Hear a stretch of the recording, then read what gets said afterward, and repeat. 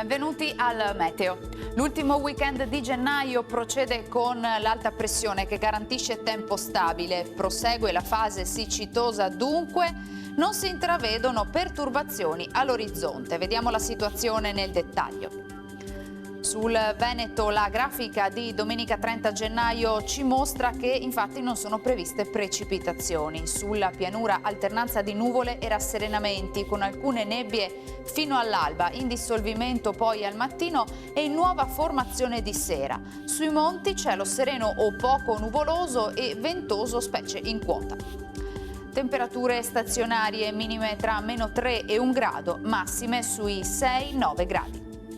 Ci spostiamo ora sul Friuli Venezia Giulia, dove avremo un ampio soleggiamento ovunque, salvo per occasionali addensamenti sui rilievi, ma del tutto innocui. Temperature minime tra -2 e 3 gradi, massime sui 7-10 gradi. Infine diamo uno sguardo alla situazione del Trentino Alto Adige, dove non avremo novità, bel tempo, tanto sole anche qui, cielo in prevalenza sereno o al massimo velato.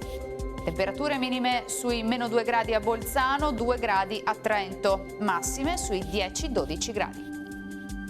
Dal meteo di Antenna 3 per ora è tutto, arrivederci.